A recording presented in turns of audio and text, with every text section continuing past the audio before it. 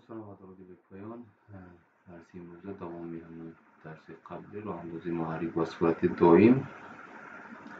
ما در درس قبلی عاید همین نقشه راهاندازی محرک با صورت دائم با استفاده از کلیدهای وصل ما دیده برآمدیم، نقشش هم طراحی کردیم و مردمش هم سنجش کردیم و میریم بر نظر تدریسیمون کوشش میکنیم که اونا به طور تریتی باز نقشه سیم کشی انجام بدیم تا که ساده‌تر و فهم‌تر باشه.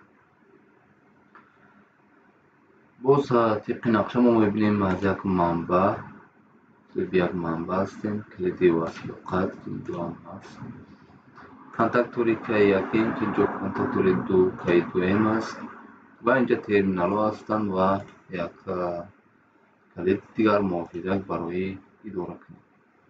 باز علاوه میکنیم در این چیزی که ما نیاز داریم به دو کلید، یکی هم کلیدی میگیریم کلیدی قطع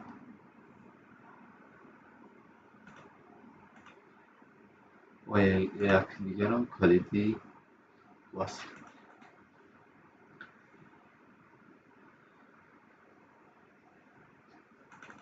سرال ما فرض برای میگیریم که کلید ما نمیتونیم اسی علاقه برای فهم باشه اسی نور یک میشم اسی یک و یک که خاصیت از نقشه داشته باشه.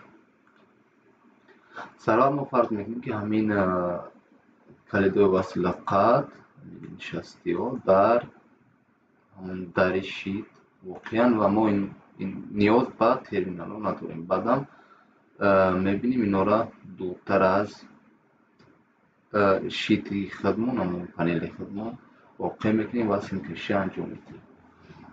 باز مثل قبلی هم سر اول ما پیوست میکنیم انجام میدیم سیم کشی موتور زنجیر قدرت. صفت از منبع وارد شد به محافظک، از محافظک به کانتاکتور، از اکنون اینجا از کانتاکتور سر اول به ترمینال میمونیم، چون که ما در اینجا نقشه سیم کشی تریتی را انجام میدیم و میدونیم که حتما محرک ما بیرون از شیت، یعنی بیرون از همون پنل ما واقع است و برای اداره کنی هم باشد ما میدونیم که یک فاز نیاز داشتیم. این شکل میکنیم بهترش ما این دیگر هم منبع بگیریم تا که بهتر فهمه باشد. بگیریم منبع صفر در به شکل و اینجا هم یک نیترال دیگر در علاوه توکی در اینجا ما منبع از همین منبع که خودمون داریم شرط است ما یک فاز دیگر علاوه بگیریم، زیرا که نزدیک به همین منبع ما از اینجا نزدیک است ال صفر فرق نیست، ما کدام ال را بگیریم. اینجا به این شکل ال صفر فاز در محافظه که F4 ما وصل کردیم و نیترال هم باشد از این قسمت به این شکل. طبق نقشه ما میبینیم که فاز از محافظه کلکه وقتی که خارج می شود می آید به تیغه بسته کلید استوپ ما گذاری اگر کنیم اینجا می‌نویسیم اگر استوپ قبول کند از ما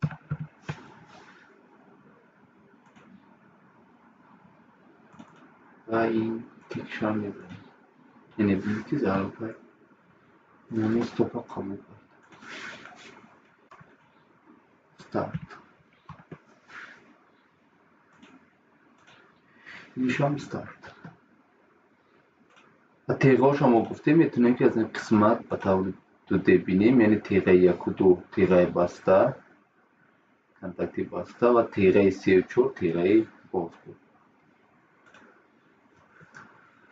یعنی فاز از اینجا خارج می شود. ما فرض بر این گرفتیم که همین کلیدی وصل قطعی ما دری همین شیت، یعنی نزدیک به همین کنتاکتورهای ما است، به همین پنل ما است. مثال وقتی که زمانی که ما همین کلیدهای وصل قطع در شیت، در شیت مثال وصل میکنیم، نیاز نیست که ما همون فرمان سیمکشیش از ترمینال ها خارج کنیم. اگر از این قسمت بینیم، یعنی فرض میکنیم که از در شیت. خب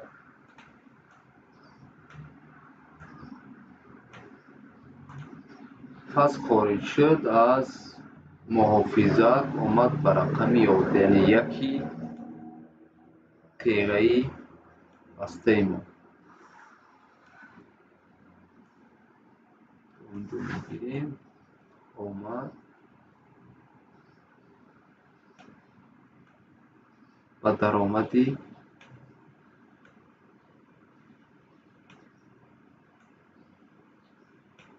تیغه بسته ما یک، یعنی از این قسمت 11. و از 12 از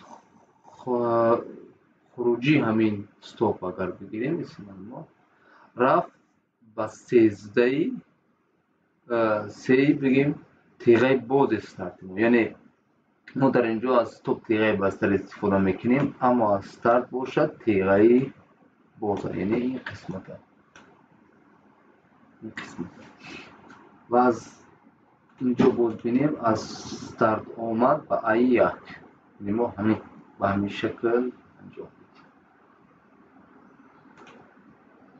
از اینجا خروجی، یعنی سیما که نزدیک می آیند در شید، ما به همین شکل میکنیم نزدیک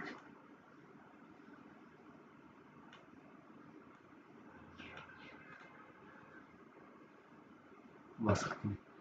یعنی قسمت علاقه سیم کشی شد، اما ما اینجا تیغه یاری رسون گفتیم تیغه خود نگاه دارنده است از کنتاکتور. ما اگر نمودی نقشه چه بینیم در اینجا شما میتونید که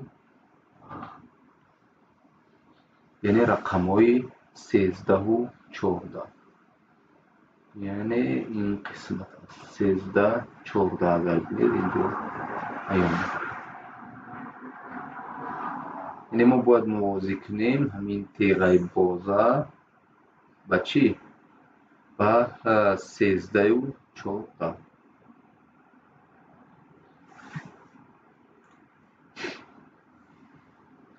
اگر ما سیم بینیم، این سیم آمد وارد شد با ای یک، همین ای یکی ما علاقه نزدیک است با رقم 13. یکی اگر در نقشه بینیم 14، رقم 14 با ای یک واسه شدی است. خیلی طبق قیاس نقشه اول عمل میکنیم و یک کمک تغییر میکنیم تا که آسانی باز برای ما آسان شود. یعنی فاز از اینجا میگیریم باز اول از درآمد تیغه یک فاز،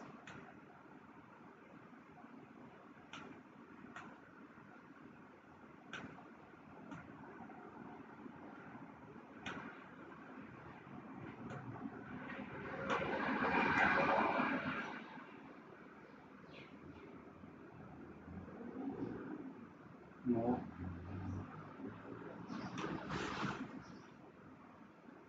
از این قسمت عبور کردن میتونیم.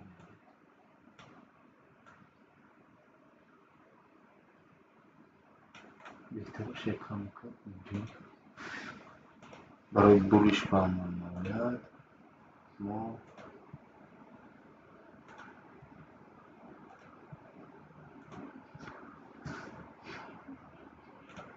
از اینجا آمد ایکه ما به این شکل وصل کنیم. تیغه موازی از این قسمت آمد به رقمی 13، یعنی همین فاز ما از جا آمد از درآمدی تیغه بازی استارت. акнун аз баромадаш, яъне сима бинем, аллакай аз баромад мо дорем як сим омадагӣ дар I1 васл шудагӣ. Яъне мо шарт нест ки аз ҳамин рақами 14 бигирем. Яъне сим аллакай то инҷо омадагӣ аст. Яъне сим аллакай омад ба I1. Яъне аз ҳамин нуқта мегирем, меовем ба васл мекунем ба рақами 14. тиғаи худ нигоҳ доред. Қисматам анҷом шуд ва нейтрал монд. аз нейтрал омад ба I2 бевосита васл шуд. Нейтрал, сим нейтрал аллакай омад ба I2. ин замин васлам беҳтараш фаромӯш накунед. Сим замин васла омад, мо дар терминал васл мекунем. баъд аз терминал мо ба муҳаррик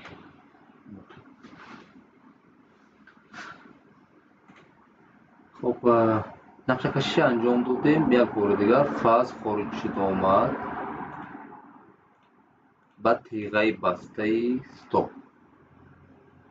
аз тиғаи баста хориҷ шуд омад ба тиғаи бози старт ва аз тиғаи бози старт ҳамин тавр омад ба I1 ва рақами 14.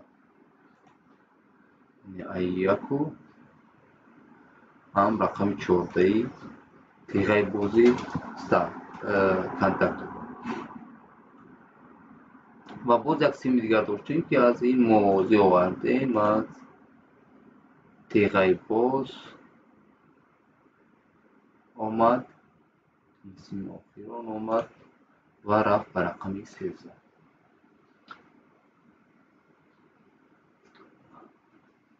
нақшакашӣ анҷом шуд. мерем ба санҷиш. мебинем ки ба кадом ранг фикр мекунем.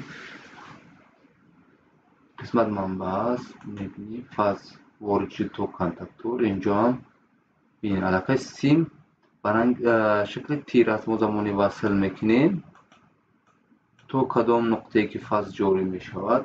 агар дар нақша бинем аз тиғаи баста гуфтем хориҷ шуд омад ҳам ба рақами 13-и тиғаи бози калиди васл ва ҳам рақами 13-и контактори K1. дар инҷо ҳам агар мушоҳида кунем мебинем ки ранги ҳамин тиғаи даромади тиғаи 13 ва ҳамчунин то даромади тиғаи бози старти мо рангш аллакай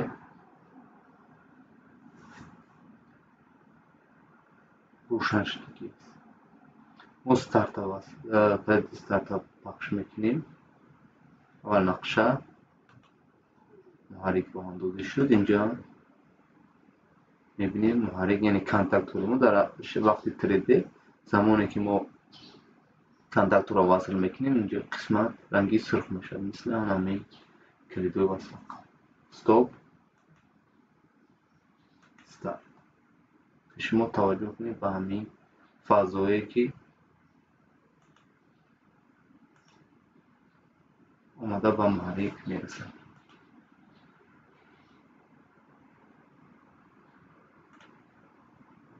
акнун мо фарз мекунем ки ҳамин калидои васл қатъи мо старт стопи мо дар дари шит нею мисол дар ягон масофаи дуртар аз шити мо ҷойгир шудагиам.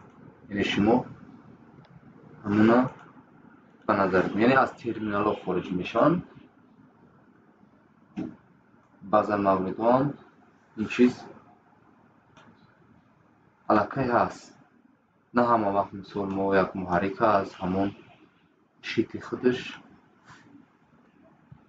идора мекунем. барои ҳазф кардан делет кардан ҷудо мекунем аввал сима ва баъд делита васл мекунем.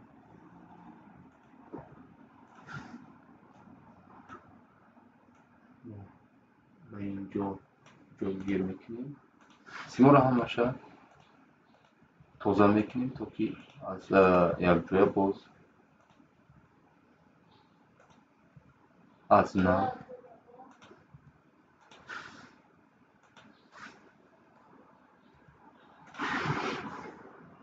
نیترال علاقه طبق نقشه به داخل همین شیت است، به کانداکتور وصل میشه. فقط ما همون فازا اداره میکنیم. اینجا چند ترمینال است، جدا جدا میکنیم تا که آسان ما چهار ترمینال گرفتیم. اگر لازم شد باز ادامه میکنیم. یعنی علاقه ما همون زنجیر فرمان، مدار فرمان ما بیرون از همین شیت است. فاز ما از محافظت میگیریم و اومده به ترمینال وصل میکنیم. سیما بکنیم ترمینال را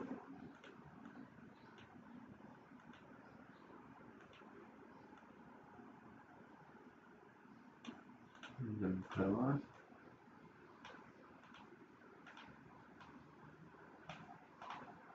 تا که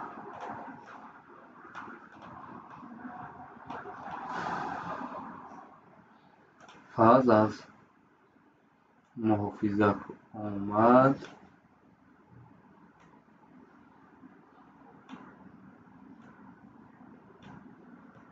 به ترمینال.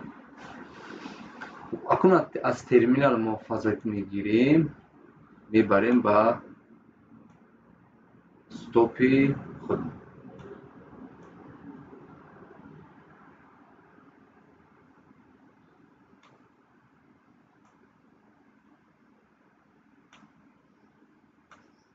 ما استاپ و گفتیم از تیغه بسته از اینجا اشتباه. رقمی 34 تیغه باز است، رقمی 1 و 2.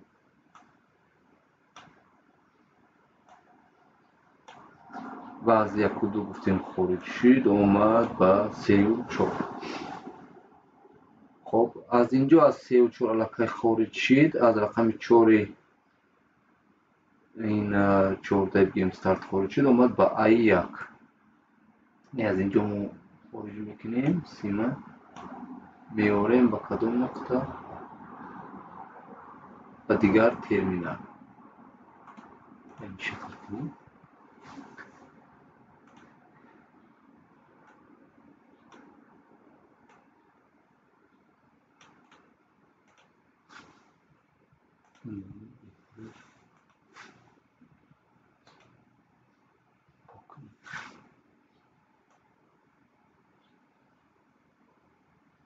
یک مشکلی که همین نرم افزار کد سیمو دارد، باید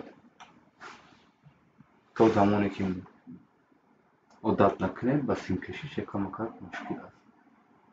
ما به این ساده این بهترش آسان‌تر میشه فهمید.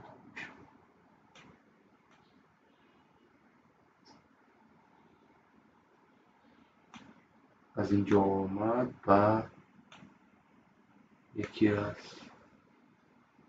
این ترمینال ما و از این خارج شد، رفت به I1. این علاقه ما موازی تیغه کانتاکتوری که 1314. از ورودی یعنی همین تیغه بازی استارت ما یک سیم گرفتیم، آوردیم به رقم 13. این از همین نقطه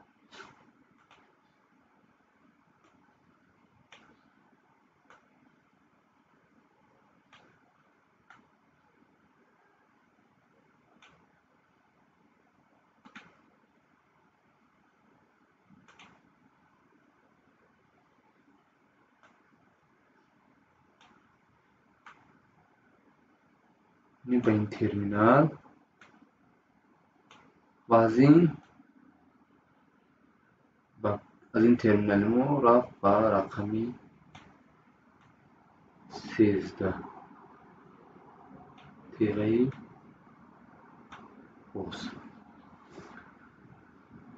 خب از برآمدش، یعنی برآمد اگر بینیم و علاقه سیم داره آمده است تو این قسمت رفت با کجا؟ با یک. یعنی ما اگر از همین ترمینال بگیریم بریم به رقم 14 یگان مشکلی نیست. این شرط نیست که ما باز سیم نو از این نقطه بگیریم و خود به همینجا را بریم. یعنی این بود یکی ما از همین سیم از همین بگیریم آوردیم رقمی 14. نه به همین شکل. اگر بینیم بود نقشه را از تیغه بسته فاز اول از محافظه آمد ترمینال، از ترمینال رفت بس تیغه بسته استوب، از تیغه بسته استوب یک تا به رقم 3 تیغه باز 13 و این و یک تای دیگر هم سیم دیگری ما آمد به رقم 13 کنتاکتور و از این قسمت رقم 4 از خارج شد آمد به اومد این قسمت اومد به یک و این قسمت چند به رقم 14. میریم سیمولیشن اینجا استارت استوب این نقشه استارت اینجا فوقه محافظه که وصل کردیم منبع استفاده و از این قسمت استارت وصل میکنیم و در اینجا فرض میکنیم که استارت استوپی ما بیرون از یعنی همون شیتی ما کنتاکتور وصل شد محرک وصل شد قد وصل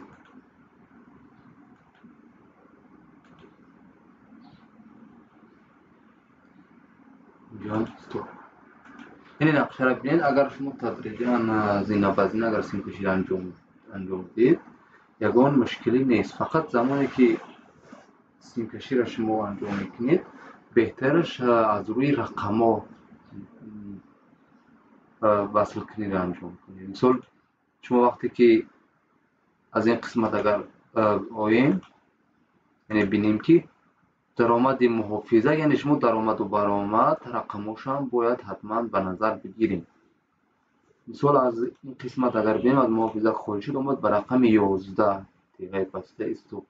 یعنی شما بعضا وقتی که سخیما کمک مشکل میشن یا کم مشکل میشن اگر شما همین درآمد و برآمد یعنی همین رقم را اگر به نظر نگیرید مثال تیغه بازی کنتاکتوری که یکیم رقم 13 و 14 فرق نیست. ما اگر این قسمت اگر 14 را به این شکل و حاضر بینیم بسیارتر اشتباهایی که در نقشه کشی انجام میشود کدام شکل است. یعنی من اول 14 را وصل میکنم به این قسمت که شما بینید یکان مشکلی نیست تیغه بود و 13 را به این قسمت این قسمت سیمولیشن یعنی یکان فرقیت نداره استارت استوب استارت استوب. اما مشکلی دارمون است که اگر اینجا بینیم ما رقم 13 ما با یک نزدیک است اگر چپا میکردیم آسان سیم کشیش یعنی این را به اینجا بسیارتر و همتر انجام میدن. این در این سخیمه ساده کاربرد داره مشکلی نداره. اما زمانی که سخیمه ما کمک قینتر میشون یک چند بگیم تیغه ها هستند در اونجا چی از این کنتاکتور ها چی ریله میشود بعد ریله حمایوی میشود انا همون نقطه حتما این مشکلی مثال به انجام میره این مشکلی به وقوع میآید. از همین جهت شما کوشش کنید که دویم رقم گذاری را به انجام رسونید. مثلا اون درسای گذشته که ما داشتیم موید سیم کشی اگر بینید همه همون سیم را ما رقم گذاریش انجام میدادیم تا که ягонҷо иштибоҳ нашаванд ва ҳамин чиз аст кафолати дуруст будани нақшаи шумо. муваффақ бошед.